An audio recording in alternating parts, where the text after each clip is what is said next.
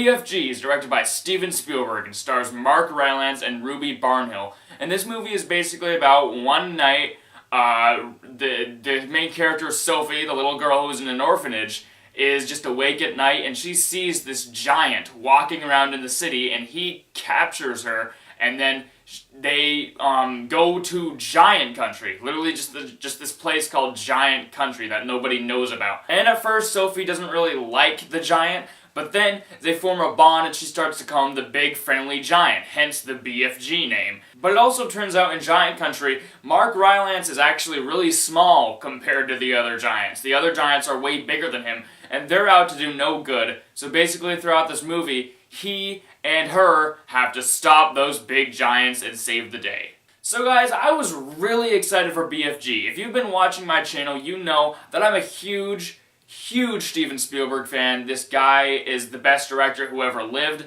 and I did a Spielberg series leading up to this movie. Reviewed 5 different Steven Spielberg movies, and I have a playlist for all the Spielberg reviews that I've done. So be sure to check that out if you want to, but basically I've been really excited for this movie, especially because it's based off a Roald Dahl book, which is a book I read when I was really young. I don't have that big of a memory of it, but I do remember some things. So I was really excited to watch this movie because I did like that book when I was younger, and I love Steven Spielberg, and Mark Rylance as the giant sounded like a great casting choice because he was in Bridge of Spies last year and won an Oscar for that. And the best thing I can say about BFG is that it's super fun. This movie is so much fun. I was having a lot of fun while watching this movie. I just like to appreciate the fact that we can still go to a theater, look at the big screen, and watch a movie directed by a legend of filmmaking and also composed by John Williams. We can still see that today.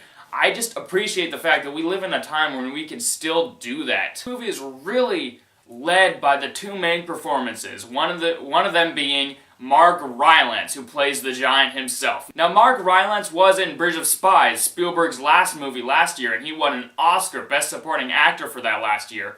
And I really liked his performance in that movie. He was really good, he was really funny. I was like, yeah, this is a really good actor. I can get behind this dude. Mark Rylance really sold this performance. He was honestly perfect as the BFG. I couldn't have thought of a better casting choice for this character. You love this giant guy. He's so awesome. You also sort of feel bad for his character as the movie goes on, and because he has this speech impediment. Mark Rylance pulled it off perfectly, and I almost forgive him for stealing that Oscar from Stallone. And another thing I was interested with this movie is if the kid could be good, because Spielberg has done a very good job of directing kids in the past, but there's some times when he's not that good at directing kids. Justin Chatwin.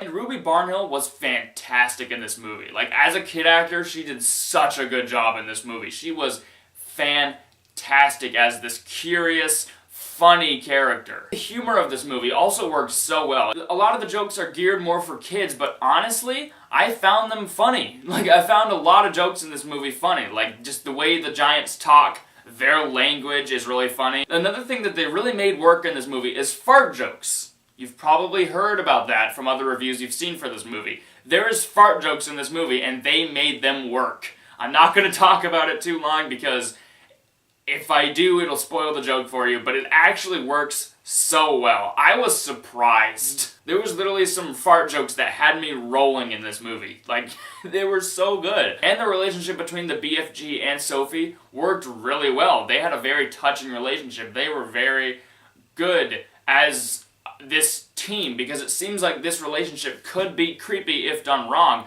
but they did it good.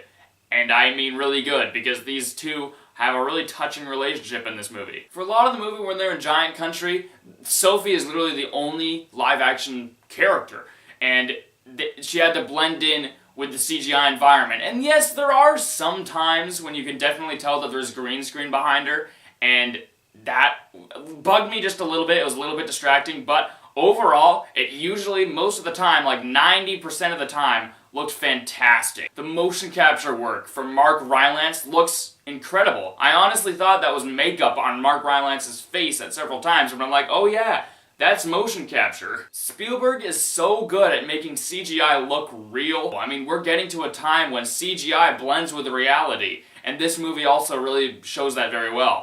And this movie also isn't one of Spielberg's best, like at all. I wouldn't even say it's one of his best movies of recent years. But it's not really trying to be one of Spielberg's best work. It's just trying to be a fun, faithful adaptation to Roald Dahl's book, and I felt like it pulled it off really well. It's not one of the best Roald Dahl adaptations ever, and the BFG is fully self-aware. It's just a fun movie for families, and I feel like it's really cool that Spielberg is still doing movies for families, because he's done that so well in the past with Hook and E.T., and a lot of other movies I can't even think of right now. He's really good at making family movies, and I'm so glad that he's still doing that. One of the things that bugged me about BFG is that it really stalls sometimes. Like, sometimes the pacing feels kind of slow. It goes from really fast and entertaining to just kind of slow, and you're just like, oh. There were several times in this movie where I'm like, okay, can something happen, please? And that's kind of strange for a Spielberg movie, because they're usually so fast-paced, and this movie just feels a little bit slow at times, and I was really kind of disappointed by that. This movie also doesn't really have any suspense in it. This is one of those movies where you can just like sit back and enjoy the ride. You're not gonna be like on the edge of your seat like with every other Spielberg movie. I really wish this movie could have used a lot more suspense. Like, there could have been a lot of tension in this movie if they did it right, but really there is no suspense in this movie. And also, the villains are very one-note, very one-dimensional. Yes, they're funny at times, and they're fun to watch, but overall, they're just one-note, and they just want to cause trouble just because human beings taste good. And also, another thing is that in the book, I remember it being a lot darker, personally. Maybe that's just me, but I feel like they could have used more dark things in this movie. Like, it's just a really fun little kid movie, and I feel like it could have used a little bit more dark, not to the point where it's going to scare children, but I felt like we could have used a little bit more dark elements in this movie to maybe balance it out for kids and adults. So guys, BFG is a fun movie. It's not going to make you cry or anything. It's just a really fun, enjoyable ride. It's not one of the best movies of the year. It's just a fun time that you can enjoy yourself in. So guys, I'm going to give BFG a B. Be sure to comment your thoughts on the BFG if you saw it. Be sure to like this video. Be sure to subscribe. Be sure to follow me on Twitter and Instagram and all that stuff I say in every video. And be sure to check out my Steven Spielberg series, because I had a lot of fun making that. There are 5 Spielberg movies that I really had fun reviewing, and if you want to watch that, be sure to do it, because it was fun. I liked it. I'm probably going to do it more next year before Ready Player One comes out. And Tarzan I'm seeing tonight. That's getting panned, strangely, so I'm kind of scared for it at the same time, but I'm still hoping I can enjoy it personally. I myself can enjoy it. We'll see. But yeah, that's a thing. And Last Airbender review coming eventually. Yes, bye-bye.